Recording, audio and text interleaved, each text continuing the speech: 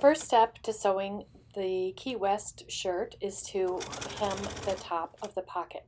Fold over the top edge 1/4 inch and stitch with a 3.0 stitch length.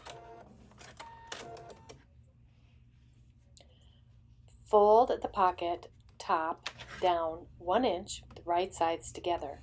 I like to use a ruler to measure to make sure I get it the right width.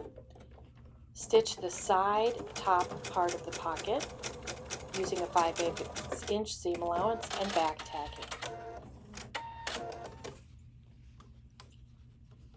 Repeat on the other side.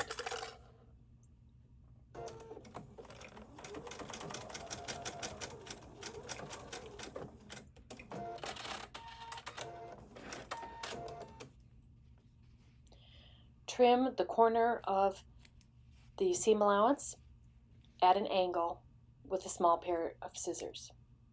This helps the corner be a nice sharp corner when you turn it right side out.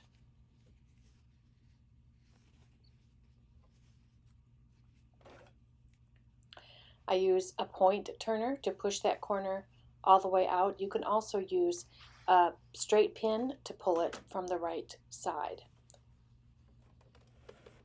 Put the pocket back underneath the presser foot and stitch over your first line of stitching to create the top stitching on the right side.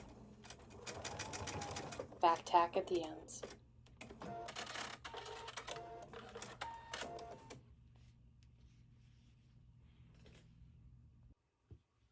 Place the pocket on the shirt as marked on the pattern. I like to measure the top edge and the bottom edge of the pocket from the center front to make sure that it's straight.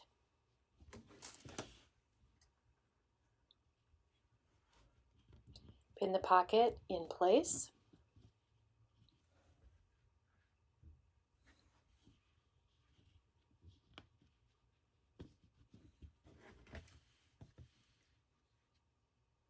Measure from the top of the pocket to the shoulder, again to make sure that it's straight.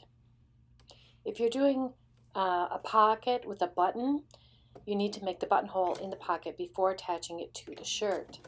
Here I'm using an automated buttonhole foot to make a pocket in a horizontal direction on the hemmed area of the pocket.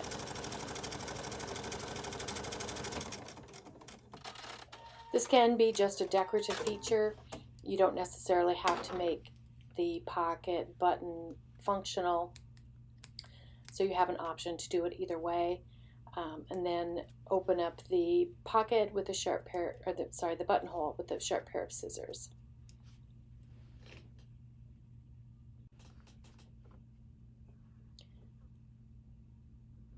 Another option is to stitch the buttonhole on the other side if you're doing two pockets.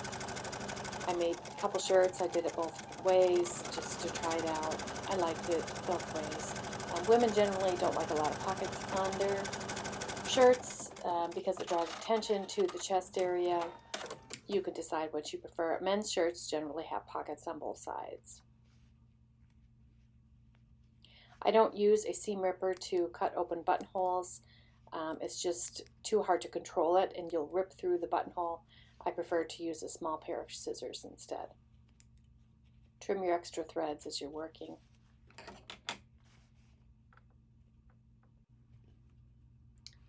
Okay, so back to attaching the pocket to the shirt. I use just a few pins. I try not to sew over pins because it causes problems with the sewing machine.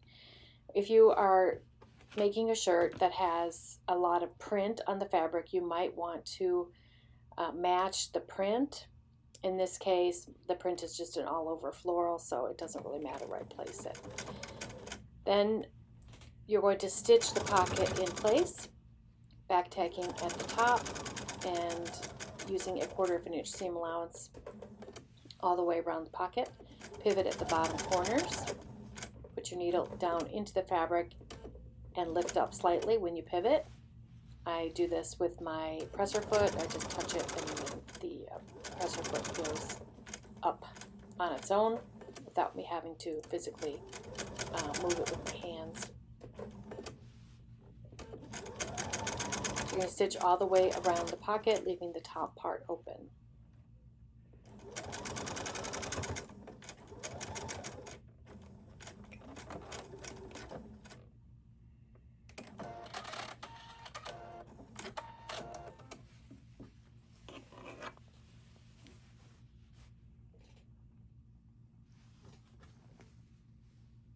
The pocket is finished, and we're ready to move on to the other side. We're going to repeat the process on the other side.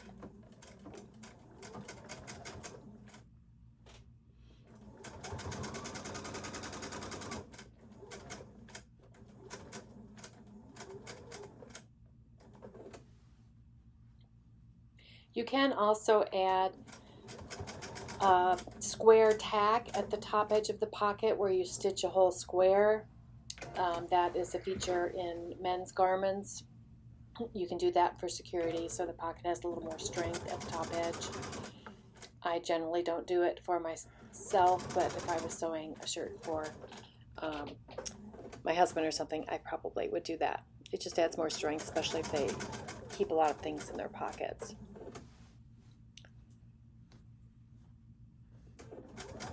Best fabrics for this design are cotton fabrics, rayon fabrics. You can use linen, silk would work well. I wouldn't really recommend trying to do this in a knit. It would just be hard to control overall. So there's the other pocket. It's finished.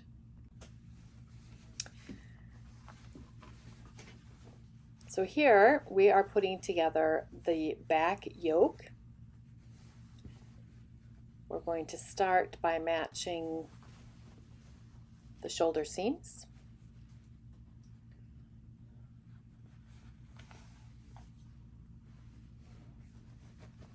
Back shoulder. So the lower part of the yoke is getting attached to the lower part of the back shirt. You're going to attach those right sides together. Then turn it over and attach right side to wrong side. You're making a sandwich between the yoke pieces with the back of the shirt in between. You're going to stitch the bottom part of the yoke first with all 3 layers together. 5/8 inch seam allowance. Always back tack at the beginning of your seam. Do not sew over your pins, pull your pins out.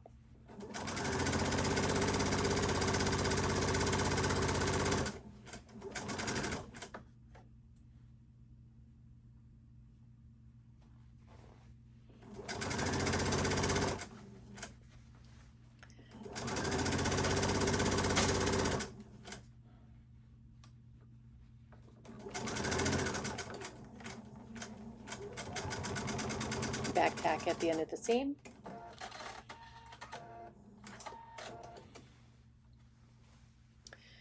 Pull the yoke of the shirt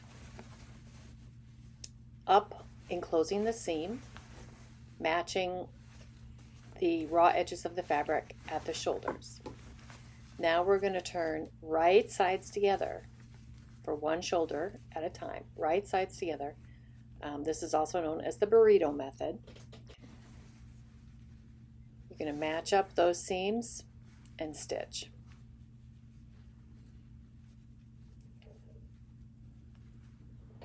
I just like to use 1 or 2 pins to hold it while I'm stitching. You can pin one side first and then add the second side, either way.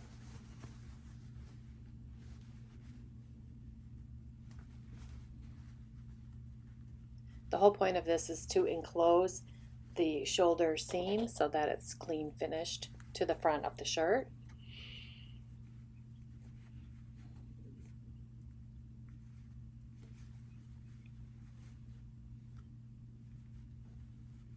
there's always going to be a little bit of ease on the back shoulder. So when you're stitching, it helps to put the back part of the garment down towards the feed dogs. That way it'll ease in whatever fullness is there.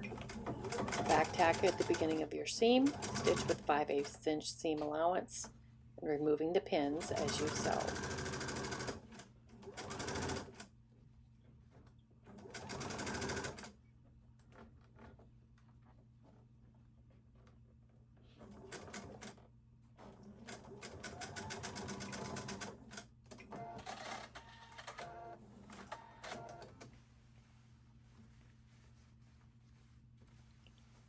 So when you pull the shirt to the right side, or pull to the right side, you will now have an enclosed seam at the top of the shoulder in the front and at the back.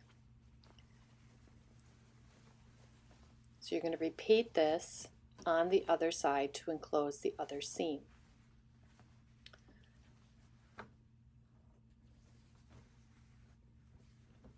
Take the front section at the shoulder, pin it to the front yoke,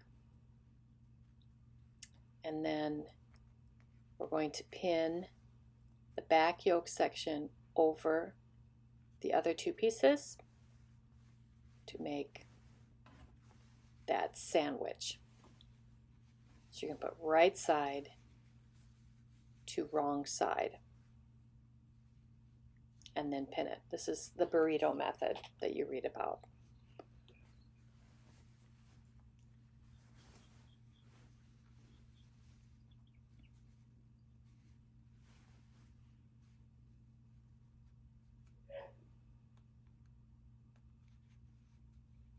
You'll notice I haven't done any pressing yet. I like to do as much sewing as I can in one time frame, and then I do the pressing. With the amount of top stitching and so forth that I do on shirts, the pressing isn't really all that necessary until closer to the end. It's also makes it faster to sew. And if you're like me and you have one of those irons that turns off all the time, it can be super annoying to try and press every single seam while you're working on it. So I tend to do it in batches. So here I'm stitching that seam, removing the pins, and then back tacking at the end of the seam.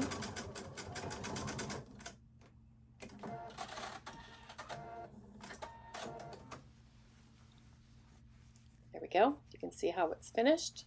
And then we're going to turn it right side out.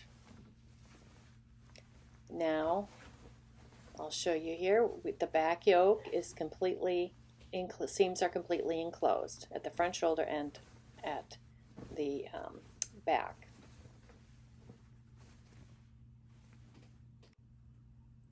So here I'm going to do some top stitching to hold everything in place. I have the front part of the yoke underneath the needle, and I'm going to stitch with a 1/4 inch seam allowance right next to that seam, stitching on the yoke part of the shirt.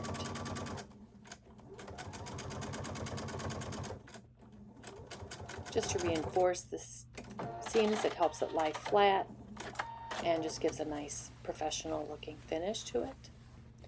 I'm going to repeat that on the other side.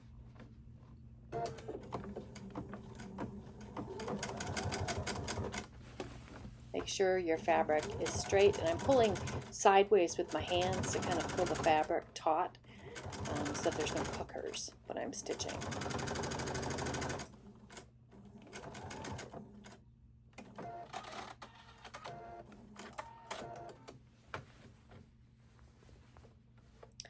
Now I'm going to do the top stitching along the bottom part of the back yoke. Again, 1/4 inch seam allowance. Pulling the layers aside with my hands again to get a nice flat seam. You could also use a double needle top stitch for this.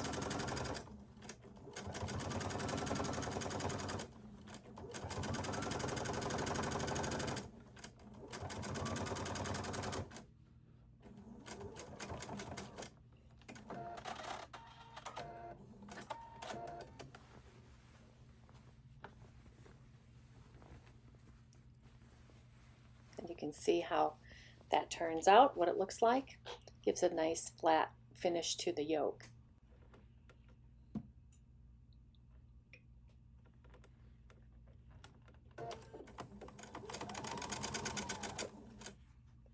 So here I'm starting the collar pieces. I'm sorry, no, this is the front facing.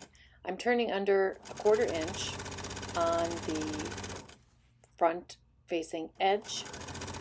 The facing has been interfaced with the fusible Pellon, lightweight fusible, and I'm stitching from the top to the bottom with the 1/4 inch seam allowance. I'm just turning it over as I go. I use the inside part of the presser foot as a guideline to get a 1/4 inch width. You don't really have to measure, you don't really have to press it in place. You've done it enough times, it's easy to do this way. Then I'll do the other side. Just turn it over as I'm stitching, rolling it with my hands as I go. No pins involved.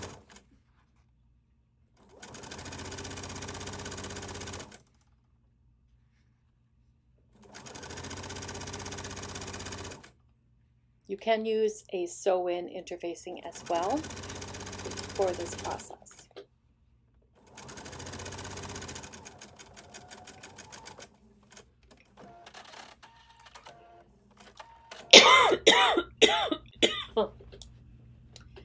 Okay, here we're applying the facing to the front of the shirt using a 5/8 inch seam allowance.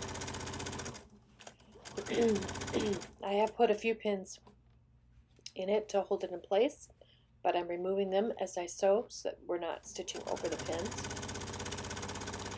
We're sewing with right sides together, sewing from the bottom to the top of the shirt.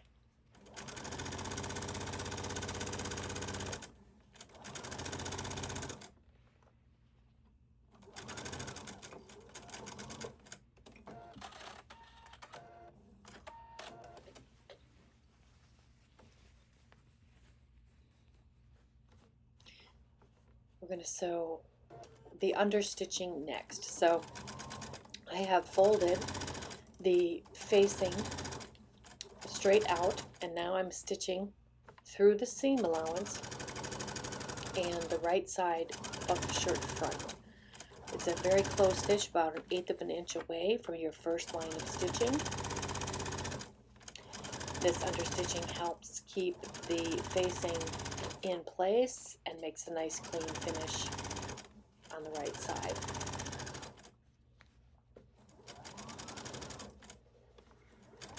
I'm pulling the fabric layers apart with my hands as I work.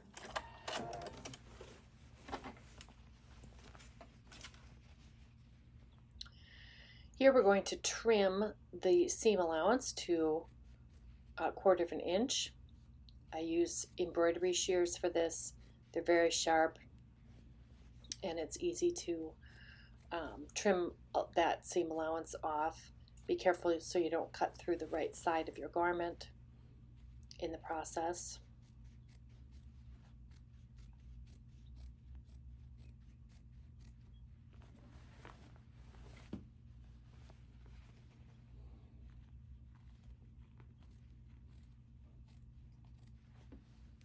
You can use longer shears for this. I just find that the small ones are easier to grab.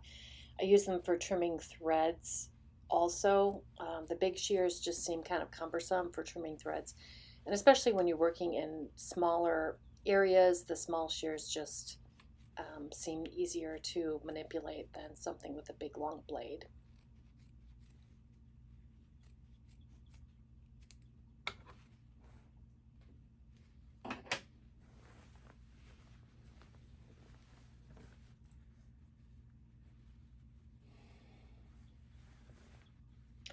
So now we're turning the facing back to the back side of the garment. We're going to top stitch on top of our first line of stitching along the folded edge.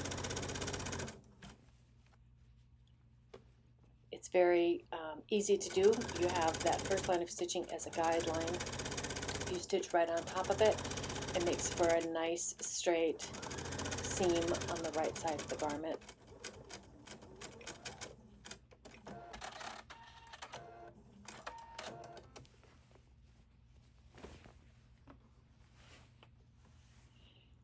And now we're going to sew one more line of stitching, 1/8 of an inch from the folded edge, which is on top of your understitching. From the right side, you're sewing this top stitching to completely finish the placket from the front.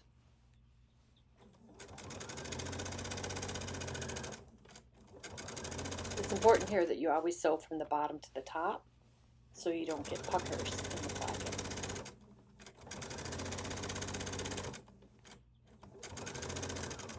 The neckline has been stay stitched. I should have mentioned that. I had previously started to put the collar on, and then I forgot that I had to do the front facing. So things are a little bit out of order. There's a peek at what the shirt looks like at this point. This is just a review of what we did earlier, but adding the buttonholes to the shirt front are next. I like to start from the bottom and work my way to the top with the buttonholes. I also prefer vertical buttonholes because it's easy to line up the side fold of the facing with the buttonhole. This shirt has, I think, 8 buttons on it in total.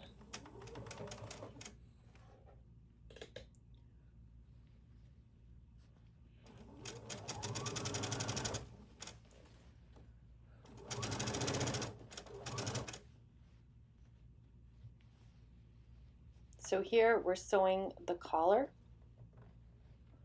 onto the neckline.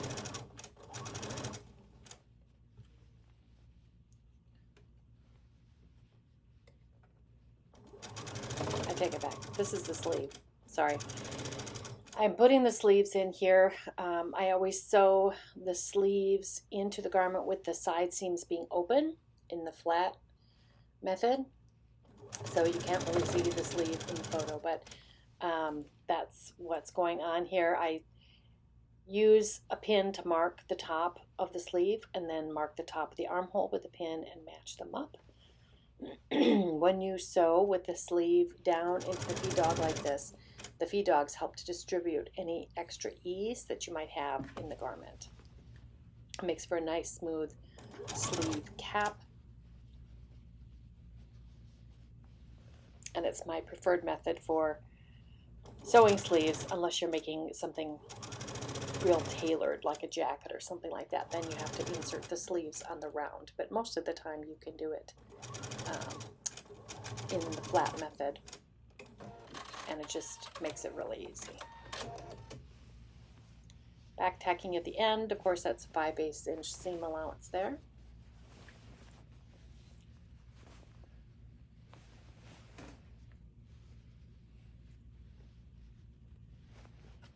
And we're sewing in the other sleeve.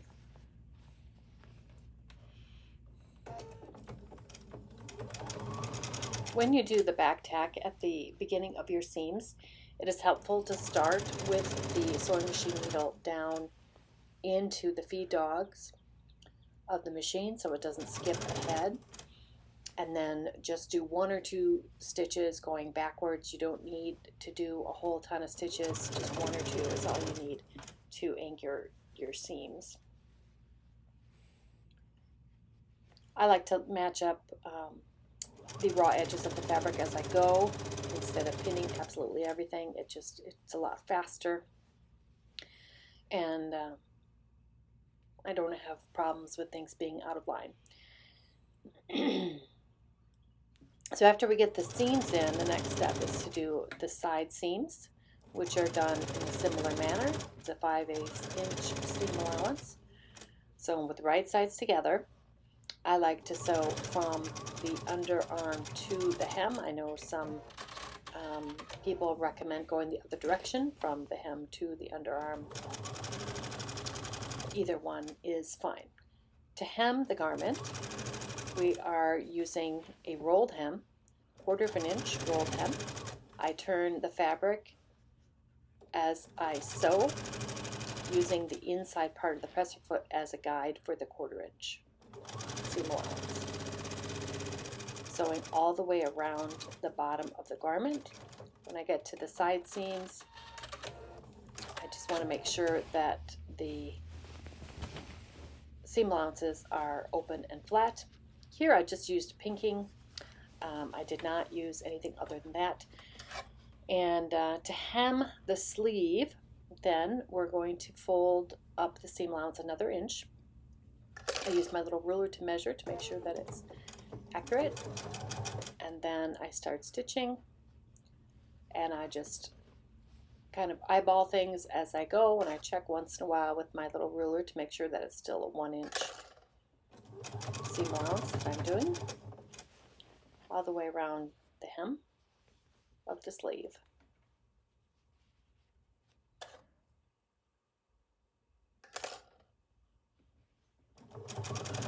Make sure and subscribe to this channel. This pattern is available at chambrayBlueSewing.com. Also, there is both a men's version and a women's version of this design. The sewing process is virtually the same for both of them. It doesn't matter which one you're going to make.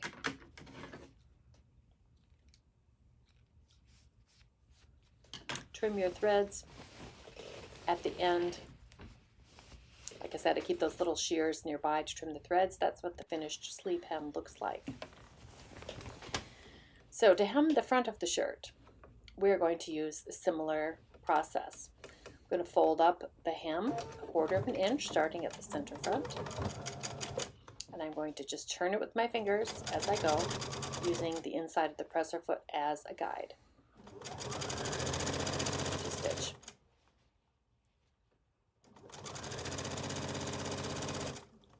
We're going to stitch all the way around the bottom of the shirt.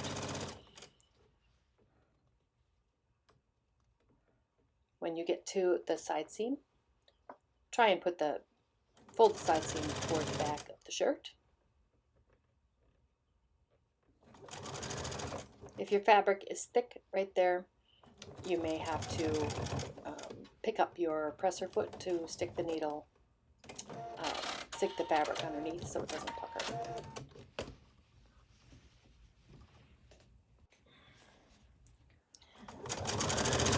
So I had to stop and start, but continuing on with the side seam of the shirt, this is the back portion. I'm sorry, the hem of the shirt.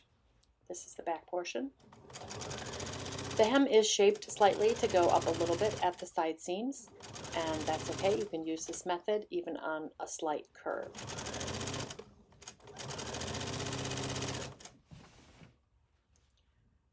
I've made some shirts for my son who prefers a straighter hem, so you can use it on a straight hem or a shirt tail, either way. And then when I get to the side seam, I open up that side seam and with my fingers and just push it underneath the needle. Fabric is very light and easy to manipulate.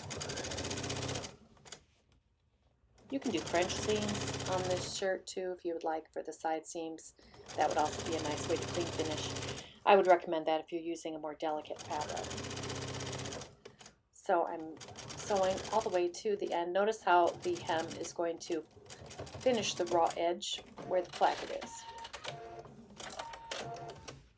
So we've sewn that 1/4 inch all the way around. I'm just going to trim my threads a little bit there. And then we're going to sew again over the first line of stitching. We're going to fold that hem up one more time, as you'll see in just a minute here, to completely enclose the raw edge at the bottom.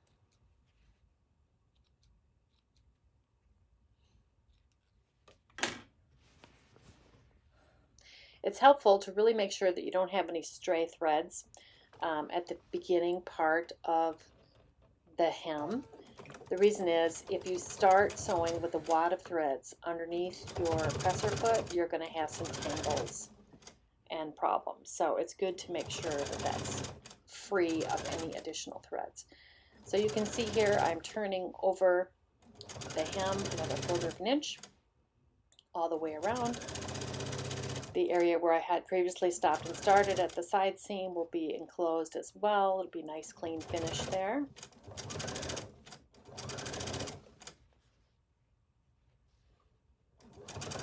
And then we'll come back and trim more threads later on, but it's looking pretty good so far.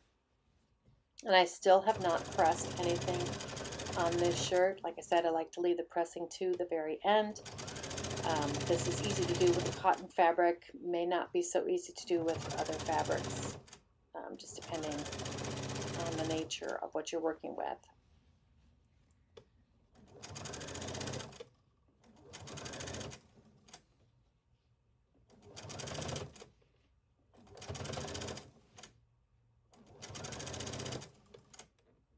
I always use a 3.0 stitch length for every part of the shirt. The only shirt seam that would not be 3.0, which would be the next day stitching, would be at a 2.5.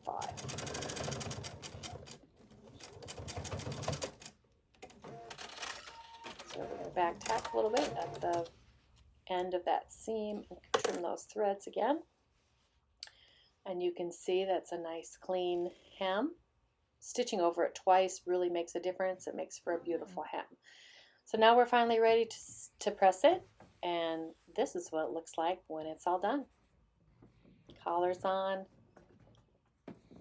Back yoke looks great with that top stitching there. That is the end. Hope you enjoyed this video. Have a great day.